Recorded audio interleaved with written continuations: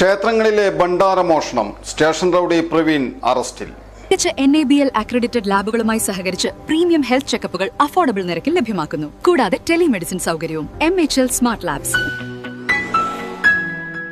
Station റൌഡിയായ മേത്തല എൽത്തുരുത്ത് നെല്ലിപ്പറമ്പിൽ വീട്ടിൽ പ്രവീണിനെയാണ് തൃശൂർ റൂറൽ പോലീസ് മേധാവി ബി കൃഷ്ണകുമാർ IPSന്റെ നേതൃത്വത്തിലുള്ള അന്വേഷണ സംഘം പിടികൂടിയത്.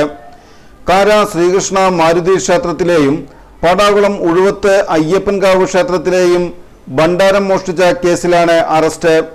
ജനുവരി 15 പുലർച്ചെ കാരയിലുള്ള ശ്രീകൃഷ്ണ മാരുതി ക്ഷേത്രത്തിന്റെ കോമ്പൗണ്ടിലേക്ക് അതിക്രമിച്ചു കയറിയ പ്രതി അമ്പല കോമ്പൗണ്ടിനുള്ളിൽ സ്ഥാപിച്ചിരുന്ന 2 ഭണ്ഡാരങ്ങളും ക്ഷേത്രത്തിന് പുറത്ത് റോഡ് സൈഡിലായി വെച്ചിരുന്ന മറ്റൊരു ഭണ്ഡാരവും ഉൾപ്പെടെ 3 ഭണ്ഡാരങ്ങളുടെ പൂട്ട് കുത്തിത്തുറന്ന് 10,000 രൂപ മോഷ്ടിച്ചു. ജനുവരി 25 രാത്രി പടാകുളം ഉഴുവത്ത് അയ്യപ്പൻകാവ് ക്ഷേത്രത്തിലെ ഭണ്ഡാരം കുത്തിത്തുറന്ന് 2,000 രൂപയും മോഷണം നടത്തി. 2 സംഭവങ്ങളിലും സമാനമായ രീതിയിലാണ് മോഷണം നടന്നതെന്ന് അന്വേഷണ സംഘം കണ്ടെത്തി. അന്വേഷണ സംഘം നടത്തിയ സാങ്കേതിക പരിശോധനകൾക്കും ശാസ്ത്രീയമായ അന്വേഷണത്തിനുമൊടുവിലാണ് പ്രവീണിനെ തിരിച്ചറിഞ്ഞത്. നടപടിക്രമങ്ങൾക്ക് ശേഷം പ്രതിയെ കോടതിയിൽ ഹാജരാക്കി.